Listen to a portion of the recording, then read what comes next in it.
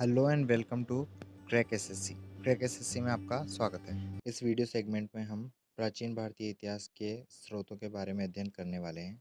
यह वीडियो उन सभी स्टूडेंट्स के लिए बेनिफिशियल होगा जो किसी भी कॉम्पिटिटिव एग्ज़ाम की तैयारी कर रहे हैं। जिस भी कॉम्पिटिटिव एग्ज़ाम में इंडियन हिस्ट्री का पार्ट आता है, आई एम श्योर कि इसमें से कोई भी क्वेश्चन बाहर नहीं जाएगा। आप पूरी वीडियो में एंड तक बने रहिए और अगर आपने अभी तक हमारा चैनल सब्सक्राइब नहीं किया हो तो जल्दी से सब्सक्राइब कर लीजिए। ये लेक्चर पसंद आए तो लेक्चर को लाइक कीजिए। तो चलिए शुरू करते हैं। भारतीय इतिहास को अध्ययन की सुविधा के लिए 3 भागों में वर्गीकृत किया गया है। पहला भाग है प्राचीन इतिहास, दूसरा भाग है मध्यकालीन इतिहास तथा तीसरा भाग है आधुनिक इतिहास। प्राचीन भारतीय इतिहास, इसमें नामकरण। भारत को महाकाव्य तथा पुराणों में भारतवर्ष के नाम से जाना जाता था, जिसका अर्थ है भरत का देश, तथा यहाँ के निवासियों को भारतीय या भरत की संतान कहा जाता था। यूनानियों या ग्रीक लोगों ने इसे इंडिया के नाम से जाना तथा मुस्लिम इतिहासकार इसे हिंदुस्तान कहकर पुकारते थे। भारतीय इतिहास को जानने के स्रोत। पहला है धर्म ग्रंथ, दूसरा ऐतिहासिक ग्रंथ, विदेशियों का विवरण तथा पुरातत्व संबंधी साक्ष्य।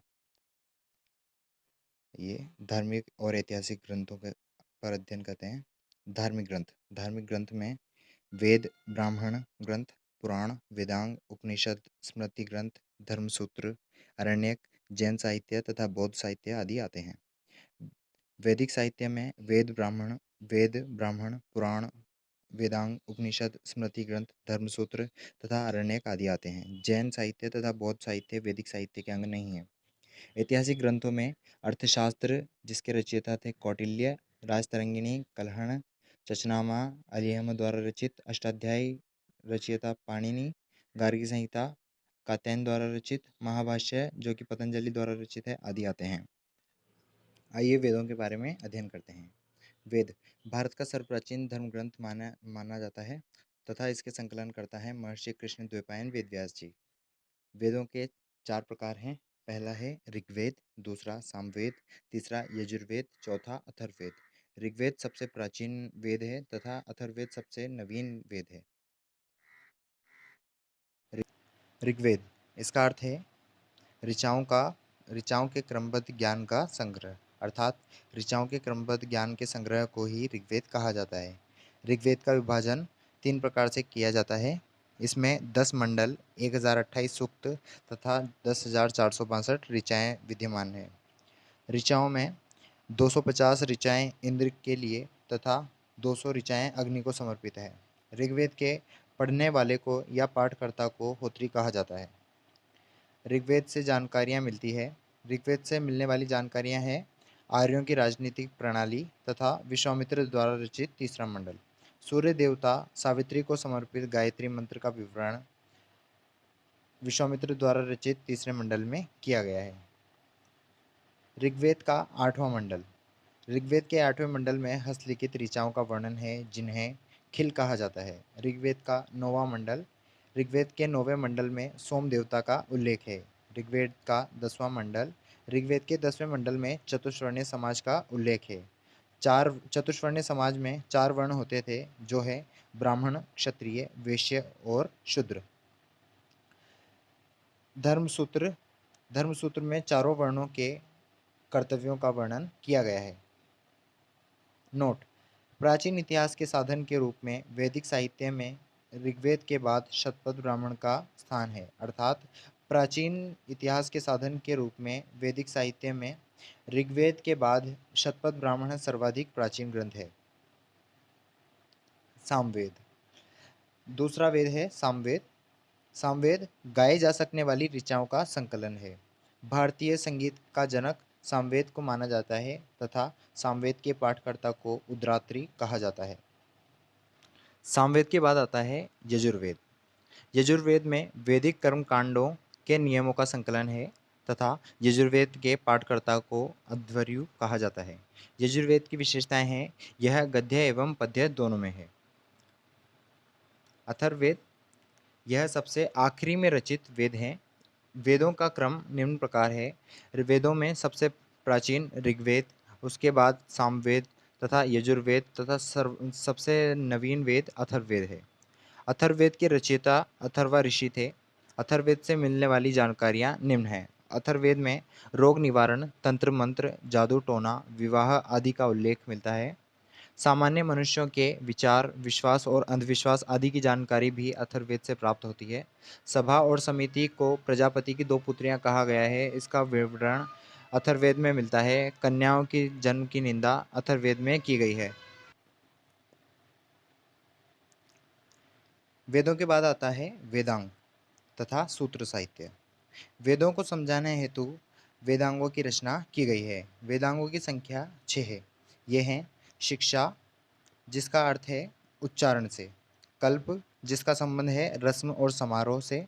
व्याकरण, जिसका संबंध है व्याकरण से। निरुक्त, जिसका संबंध है शब्दों की उत्पत्ति से। छंद, जिसका संबंध है छंदों से। तथा ज्योतिष। वेदांगों के बाद पुराणों का नंबर आता है। पुराण भारतीय ऐतिहासिक कथाओं का सबसे अच्छा क्रमबद्ध विवरण पुराणों में मिलता है। पुराणों के रचयिता लोमहर्ष एवं उनके पुत्र उग्रश्रवा ऋषि माने जाते हैं। अधिकांश पुराण संस्कृत श्लोक में रचित हैं।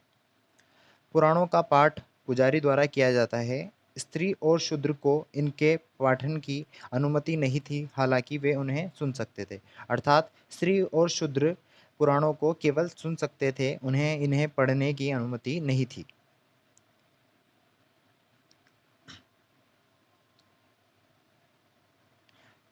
पुराणों की संख्या 18 थी।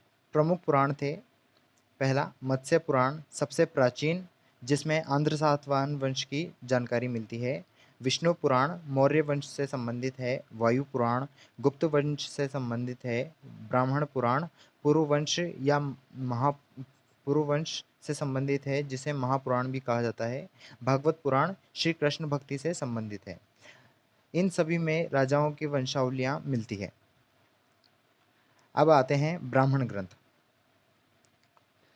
यज्ञों और कर्मकांडों के विधान ब्राह्मण ग्रंथ में पाए जाते हैं। प्रमुख ब्राह्मण ग्रंथ है ऋग्वेद।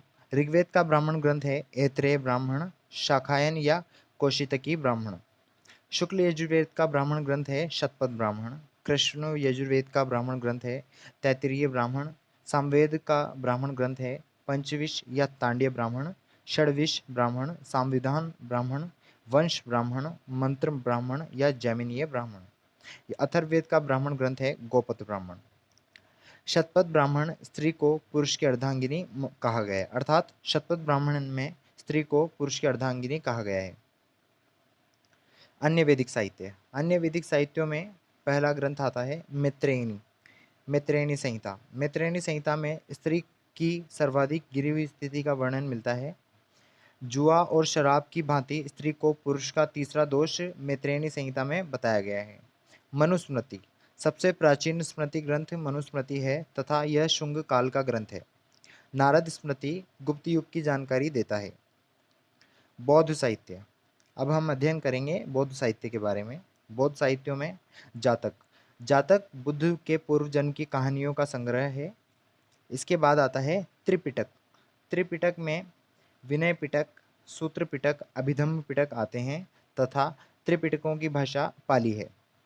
हीनयान का प्रमुख ग्रंथ कथा वस्तु है, जिसमें महात्मा बुद्ध का जीवन चरित्र वर्णित है। जैन साहित्य। जैन साहित्य को आगम कहा जाता है। प्रमुख जैन साहित्य हैं भगवती सूत्र तथा कल्प सूत्र। भगवती सूत्र में महावीर स्वामी के जीवन कृत्यों का विवरण है तथा कल्प सूत्र में जैन धर्म का प्रारंभिक इतिहास पाया जाता है। प्रमुख साहित्यों में तीसरा प्रकार है 12 अंग, जिन्हें 12 अंग कहा जाता है। ऐतिहासिक ग्रंथ। ऐतिहासिक ग्रंथों में सबसे उल्लिखित ग्रंथ है अर्थशास्त्र। अर्थशास्त्र के लेखक चाणक्य थे, जिनके अन्य नाम हैं विष्णुगुप्त तथा कौटिल्य। अर्थशास्त्र का विषय है मौर्यकालीन राजनैतिक, सामाजिक, आर्थिक स्थिति की जानकारी देना। संरचना। संरचना अर्थशास्त्र में 15 अधिकरण यानी 15 भाग, 180 प्रकरण या 180 अध्याय हैं। भाषा। अर्थशास्त्र की भाषा संस्कृत है। दूसरा ग्रंथ है राजतरंगिणी। राजतरंगिणी के लेखक कलहण हैं तथा इसकी भाषा संस्कृत है। राजतरंगिणी का विषय है कश्मीर का इतिहास, अर्थात राजतरंगिणी में कश्मीर के इतिहास का वर्णन मिलता है। संस्कृत साहित्य में ऐतिहासिक घटनाओं को क्रमबद्ध लिखने का प्रथम प्रयास राजतरंगिणी में किया गया है। इसके बाद आता है चचनामा। चचनामा के लेखक अली अहमद थे तथा इनका विषय था अरबों की सिंध पर विजय, अर्थात चचनामा से हमें अरबों की सिंध पर विजय का वर्णन प्राप्त होता है। चचनामा की भाषा थी फारसी। इसके बाद आता है अष्टाध्यायी। अष्टाध्यायी के लेखक पाणिनि थे तथा इसकी विशेषताएं हैं संस्कृत व्याकरण का प्रथम ग्रंथ। यह संस्कृत व्याकरण का प्रथम ग्रंथ है। विषय मौर्य पूर्व और मौर्य युगीन राजनीतिक व्यवस्था की जानकारी, अर्थात हमें इससे मौर्य पूर्व और मौर्य युगीन राजनीतिक व्यवस्था की जानकारी प्राप्त होती है। आगे है गार्गी संहिता। गार्गी संहिता के लेखक थे महर्षि कात्यायन तथा गार्गी संहिता से हमें ज्योतिष तथा भारत पर होने वाले यवन आक्रमण की जानकारी प्राप्त होती है। आगे है महाभाष्य। महाभाष्य इसके लेखक थे पुष्यमित्र शुंग के पुरोहित पतंजलि। महर्षि पतंजलि द्वारा रचित यह ग्रंथ शुंगों की जानकारी देता है, अर्थात शुंग वंश की जानकारी देता है। आगे है विदेशी यात्रियों का विवरण। यूनानी तथा रोमन लेखक, चीनी लेखक, अरबी लेखक, अन्य लेखक, अर्थात यहाँ से हमें विदेशी यात्रियों द्वारा रचित पुस्तकों से भारत के इतिहास के बारे में जानकारी प्राप्त होती है। यूनानी रोमन लेखक। यूनानी रोमन लेखकों में प्रमुख लेखक हैं टेसियस, हेरोडोट्स, मेगास्थनीज तथा डाइमेकस। टेसियस यह ईरान का राजवेद्य था। भारत के संबंध में इसका विवरण आश्चर्यजनक कहानियों से परिपूर्ण होने के कारण अविश्वसनीय है। हेरोडोट्स इतिहास का पिता। हेरोडोट्स को इतिहास का पिता कहा जाता है, जिसने हिस्टोरिका नामक पुस्तक की रचना की। मेगास्थनीज यह सेल्यूकस निकेटर का राजदूत था। यह चंद्रगुप्त मौर्य के राजदरबार में आया था। इसने इंडिका नामक पुस्तक लिखी। मौर्यकालीन व्यवस्था की जानकारी हमें इंडिका नामक पुस्तक से प्राप्त होती है। इसके बाद है कुछ प्रमुख लेखक हैं डाइमेकस। यह सीरियन नरेश एंटियोकस का राजदूत था तथा बिंदुसार के राजदरबार में आया था। डायोनीसियस मिस्र नरेश टोलेमी फिलाडेल्फस का राजदूत था तथा यह अशोक के राजदरबार में भारत आया था। टोलेमी यह दूसरी शताब्दी में भारत का भूगोल नामक पुस्तक की रचना करने वाला लेखक था। प्लिनी प्लिनी की पुस्तक है नेचुरल हिस्ट्री। यह नेचुरल हिस्ट्री भारतीय वनस्पति और जीवों की जानकारी के बारे में विवरण प्रस्तुत करती है। पेरिप्लस ऑफ द इरिथ्रियन सी इसका लेखक अज्ञात है तथा यह 80 एडी के यानी 80 शताब्दी के समय में भारतीय बंदरगाहों की जानकारी देने वाला ग्रंथ है। नोट सिकंदर के साथ आने वाले लेखकों में न्यूयॉर्कस, ओनेसिक्रिटस तथा अरिस्टोबुलस के विवरण अधिक प्रामाणिक एवं विश्वसनीय हैं। चीनी लेखक। चीनी लेखकों में प्रमुख लेखक हैं फाहियान, संयुगन, वेनसांग। फाहियान फाहियान गुप्त राजा चंद्रगुप्त द्वितीय के राजदरबार में भारत आया था। फाहियान के द्वारा रचित पुस्तक है फोगुओजी, जिसको हिंदी में बौद्ध राज्यों का अभिलेख भी कहा जाता है। फोगुओजी या बौद्ध राज्यों का अभिलेख से जानकारी प्राप्त होती है गुप्त काल, विशेषकर मध्य प्रदेश के समाज और संस्कृति के बारे में। फोगुओजी पुस्तक में मध्य प्रदेश की जनता को खुश और समृद्ध बताया है। दूसरा लेखक है संयुगन। यह 518 ईस्वी में भारत आया था। इसने अपने 3 वर्षों की यात्रा में बौद्ध धर्म की प्राप्तियां एकत्रित की। वेनसांग इसने 629 ईस्वी में यात्रा प्रारंभ की तथा 645 ईस्वी में यह भारत से चला गया। शासनकाल यह हर्षवर्धन के शासनकाल में आया था। यह 15 वर्षों तक भारत में रुका तथा इसने सीयूकी नामक पुस्तक की रचना की। सीयूकी पुस्तक हर्षकालीन व्यवस्था तथा 138 देशों का विवरण प्रस्तुत करती है। बिहार में स्थित नालंदा विश्वविद्यालय में अध्ययन और अध्यापन का कार्य वेनसांग द्वारा किया गया। वेनसांग जब नालंदा विश्वविद्यालय में था तब उसके समकालीन कुलपति थे आचार्य शीलभद्र। चौथा है इत्सिंग। 7वीं सदी के अंत में भारत आया एक चीनी यात्री और अनुवादक। यह एक चीनी यात्री होने के साथ साथ अनुवादक भी था। इससे जानकारी मिलती है समकालीन भारत की तथा नालंदा और विक्रमशिला विश्वविद्यालयों की। चीनी यात्रियों के आने का क्रम है फाहियान, संयुगन, वेनसांग और इत्सिंग। अरबी लेखक। अरबी लेखकों में प्रमुख लेखक हैं अल-बरूनी, इब्न बतूता। पहला लेखक अल-बरूनी महमूद गजनी के साथ भारत आने वाला अरबी लेखक था अल-बरूनी। इसके द्वारा लिखित पुस्तक है किताब उल हिंद, जिसे तहकीक ए हिंद या भारत की खोज के नाम से भी जाना जाता है। पुस्तक की रचना अरबी भाषा में की गई है। इसमें 80 अध्याय हैं। इस पुस्तक से मिलने वाली जानकारियाँ निम्न हैं। इससे हमें धर्म, दर्शन, त्योहार तथा खगोल विज्ञान की जानकारी मिलती है। समाज, तंत्र मंत्र की जानकारी तथा राजपूत कालीन राजनीतिक और सामाजिक स्थितियों के बारे में जानकारी मिलती है। अगला लेखक है Ibn Battuta. Ibn Battuta Muhammad bin Tughlaq के समकालीन एवं मोरक्को यात्री था। यह एक लेखक और साथ ही साथ खोजी भी था। इसके द्वारा लिखी गई पुस्तक या यात्रा वृत्तांत है रहला।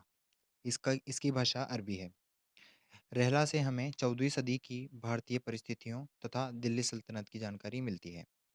1333 ईस्वी में मोहम्मद बिन तुगलक ने इब्न बतूता को दिल्ली का काजी या न्यायाधीश नियुक्त किया। अन्य लेखकों में तारानाथ तथा मार्को पोलो का नाम उल्लेखनीय है। तारानाथ एक तिब्बती लेखक था तथा इसके द्वारा रचित पुस्तक है Kangyur Tengyur. Marco Polo Italy का यात्री था तथा 13वीं सदी के अंत में पांड्य राज्य की यात्रा करता है। पांड्य इतिहास की जानकारी हमें मार्को पोलो के यात्रा वृत्तांत से मिलती है। पुरातत्व संबंधी स्रोत। हमें भारतीय इतिहास की जानकारी पुरातत्व संबंधी स्रोतों से भी प्राप्त होती है। पुरातत्व संबंधी स्रोतों में 3 प्रकार के स्रोत उल्लेखनीय हैं। पहला है अभिलेख, दूसरा स्तंभलेख तथा सिक्के और अन्य। आइए अभिलेखों के बारे में पढ़ते हैं। महत्वपूर्ण अभिलेख और स्तंभलेख। तो यह एक टेबल दी गई है, इसमें बताया गया है कौन सा अभिलेख किस शासक के द्वारा बनवाया गया तथा वह किस जानकारी से परिपूर्ण है। अभिलेख। प्रथम अभिलेख हाथी गुम्फा अभिलेख। यह तिथि रहित अभिलेख है तथा इसे कलिंगराज खारवेल ने स्थापित करवाया था। इससे अभिलेख में सर्वप्रथम भारतवर्ष का जिक्र मिलता है। जूनागढ़ गिरनार अभिलेख। यह रुद्रदामन द्वारा स्थापित करवाया गया था। नासिक अभिलेख। यह गौतमी बलश्री द्वारा स्थापित करवाया गया था। प्रयाग स्तंभ लेख। यह समुद्रगुप्त द्वारा स्थापित करवाया गया था। ऐहोल अभिलेख। यह पुलकेशिन द्वितीय द्वारा स्थापित करवाया गया था। मंदसौर अभिलेख मालवा नरेश यशो वर्मन द्वारा स्थापित करवाया गया था। इसमें रेशम बुनकरों की श्रेणी का उल्लेख है। ग्वालियर अभिलेख। इसे प्रतिहार नरेश भोज द्वारा स्थापित करवाया गया था। भीतरी एवं जूनागढ़ अभिलेख। यह स्कंद द्वारा स्थापित करवाया गया। इसमें भारत पर होने वाले हुण आक्रमण की जानकारी मिलती है। देवपाड़ा अभिलेख। यह बंगाल शासक विजयसेन द्वारा स्थापित करवाया गया था। वेसनगर विदिशा गरुड़ स्तंभ लेख। यह होलियोडोरस द्वारा स्थापित करवाया गया था। इसमें मध्य भारत में भागवत धर्म के विकसित होने का प्रमाण मिलता है। एरण अभिलेख। यह भानुगुप्त द्वारा स्थापित करवाया गया था। इसमें सती प्रथा का पहला लिखित साक्ष्य मिलता है। एशिया माइनर बोगजकोई अभिलेख। संस्थापक अज्ञात है तथा यह वैदिक देवता मित्र वरुण इंद्रनास्त्य का उल्लेख मिलता है। ये 1400 बीसी का अभिलेख है। पुरातात्विक साक्ष्यों में अब बारी आती है सिक्के और अन्य पुरातत्व स्रोतों की। प्राचीनतम सिक्के। प्राचीनतम सिक्कों को आहत सिक्के या काशार्पण या पंचमार्क सिक्के कहा जाता है। धातु के टुकड़े पर विशेष ठप्पा लगाकर निर्मित सिक्के आहत सिक्के कहलाते हैं। सर्वप्रथम सिक्कों पर लेख यवन शासकों द्वारा लिखा गया। समुद्रगुप्त की वीणा बजाती हुई मुद्रा वाले सिक्के से उसके संगीत प्रेमी होने का प्रमाण मिलता है। अरिकमेडु पुदुचेरी के निकट से रोमन सिक्के प्राप्त हुए हैं। नोट। सबसे पहले भारत में के संबंध बर्मा स्वर्ण भूमि वर्तमान में म्यांमार, मलाया जिसका पूर्व में नाम स्वर्ण भूमि था, कंबोडिया, कंबोज और जावा यवद्वीप से स्थापित हुए। ये था हमारा आज का लेक्चर। अगर आपको लेक्चर पसंद आया हो तो प्लीज़ लाइक करें, चैनल को सब्सक्राइब करें। आपको वीडियो में अगर किसी भी तरह की कोई प्रॉब्लम या फिर कोई कमी नज़र आई हो तो प्लीज़ कमेंट करें। मैं अगली वीडियो में उसे इम्प्रूव करने की पूरी कोशिश करूँगा। प्राचीन भारतीय इतिहास के अगले चैप्टर प्रागैतिहासिक काल को हम अगली वीडियो में कवर करने वाले हैं। प्लीज़ उसे भी देखें and keep watching. Thanks for your support.